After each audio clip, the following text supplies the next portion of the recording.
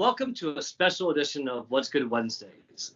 Today we have with me Bany Alavi, who is with us, and she's our member relationship member relationship representative in our member experience department. And in addition to being a phenomenal member service representative and really taking care of our members, Bany has a lot of things that she does outside of work to help out others, whether it's helping out other people or helping out animals like these that we have with us today. So I want to introduce, along with Bany, we have Precious, her dog, Precious.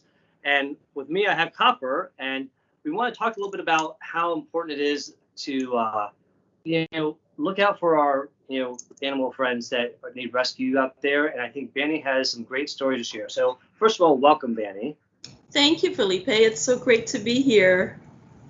And I wanted Bany to start off by sharing a little bit about, why is animal activism so important to you, and then maybe share a little bit about your pets and how you got to them to be with you at your home. Okay, sure. They're the most innocent creatures. I have a soft spot for animals because they're very innocent. They rely on us humans to take care of them and just do right by them. And I think we owe them that. If we consider ourselves a smarter species, then we need to act like it as well. So that's why I really have a soft spot for them. And I talk about a lot of things with people, and when the conversations come up, I share my experiences and I share my stories. But I don't just, talk about it. I do my best to actually implement it in my own personal life. Well, you definitely demonstrate and lead by example, just because, you've always been someone who's always outspoken. And, one thing that Bany has helped us here at Signal do is we have charities each quarter that we donate to. And I'm so excited that our charity that we started September 1st is the first charity that is 100% free from animal testing. She has educated us on so many things about animal testing that goes out there that we weren't aware of. So thank you for that. Thank you for willing to listen. I appreciate it.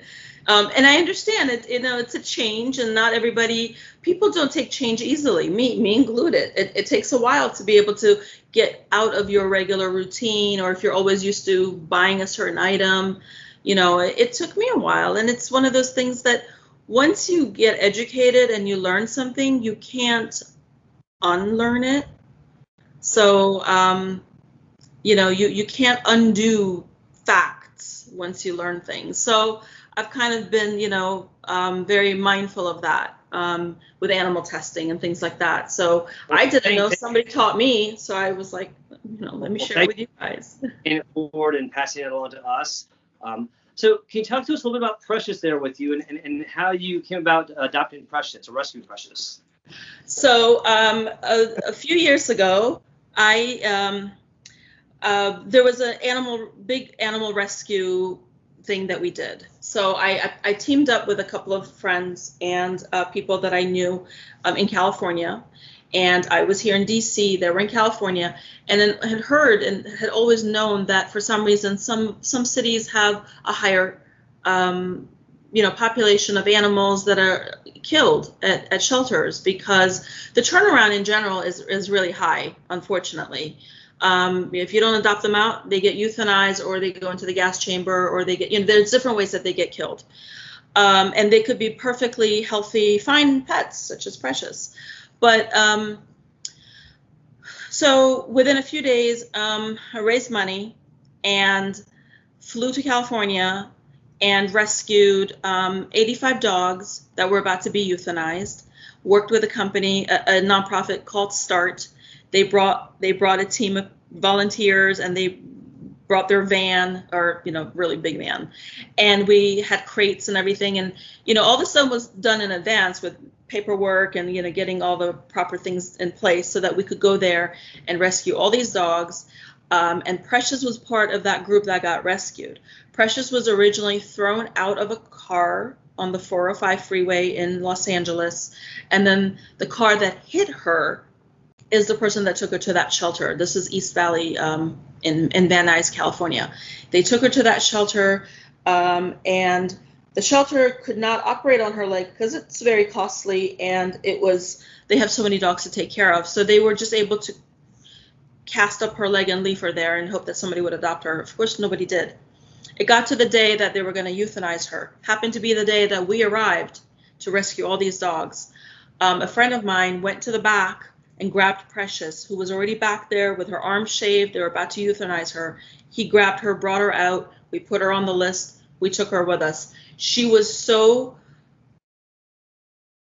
knew. Dogs, animals have a high sense. Their senses are different than yours and mine. And she knew. They know. They can smell. They can tell. They feel. They sense the fear that previous dogs have gone through that route and the deaths that have occurred. They can sense that. So she knew what was happening. She was so grateful. She was so, it's mind-boggling to just remember how she was reacting. She didn't care about her broken leg in a cast.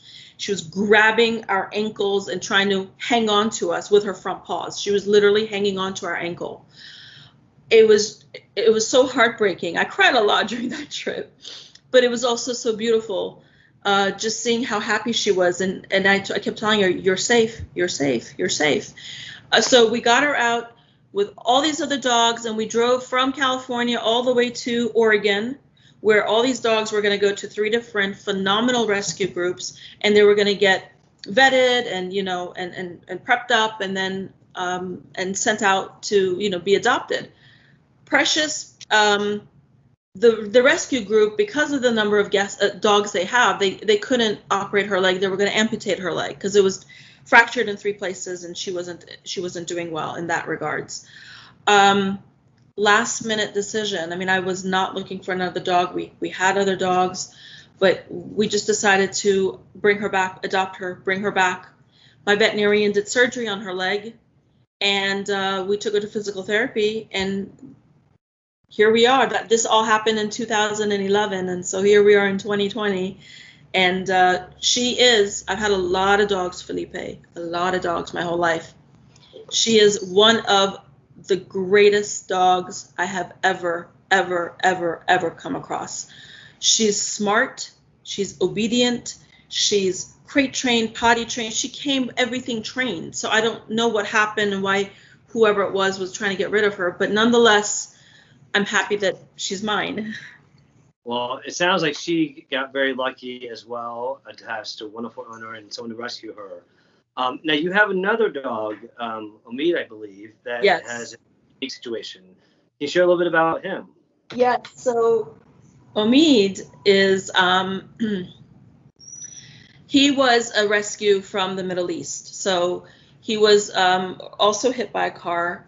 But he was abandoned because things are done a little differently, unfortunately, in the Middle East. They're not, especially in Iran and some other countries over there, they're not so dog friendly.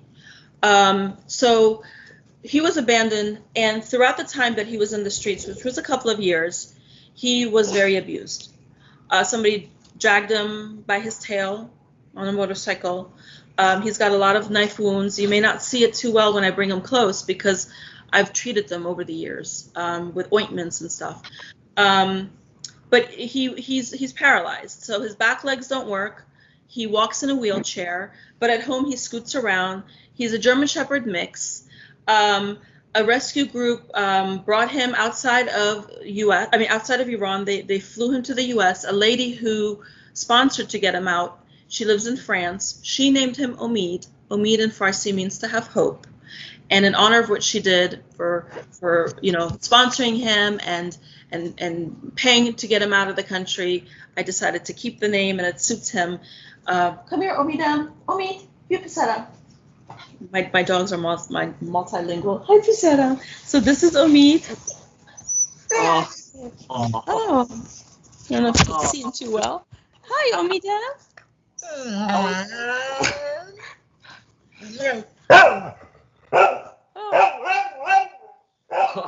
Hi.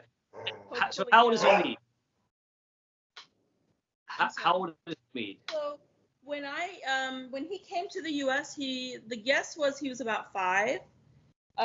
This was in 2012, so he's about 13 now. Wow. Yeah. So. Well, those are inspiring stories. You inspire, I think, me, I know, to always be more educated and aware about the world. We have a cat that we rescued that has one eye because our children said that nobody else would rescue it. Copper, he wasn't a rescue, he was more of adoption.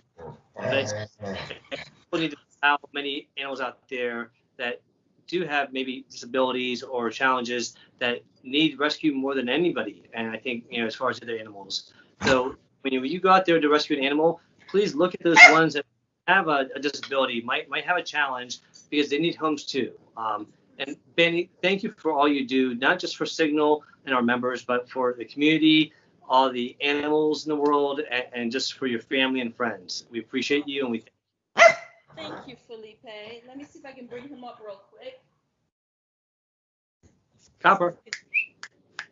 Thank you. Oh, hi, Omid. Oh, well, he looks very happy. So you obviously given him a great home. Oh, he's phenomenal. Felipe, a few years ago, I had a minor accident when I was out walking him and her, and I fell and I hurt my ankle very, very badly, and I was in so much pain. At that time, I didn't know. Later, I found out, doctor told me, I broke my ankle. But I was in so much pain, and it was after midnight, and I was just crawled on the floor, on the ground, holding my knee. I was in so much pain. And I didn't realize that I had fallen in someone's parking space. I couldn't even breathe from the pain. And it was outside. So this car, after midnight, just drives. He was about to come into his parking space. And I was wearing black, and the light in the street was burnt, and so he didn't see me. He was about to literally drive on top of me. Omid and Precious jumped on top of my shoulder where I was like on the ground.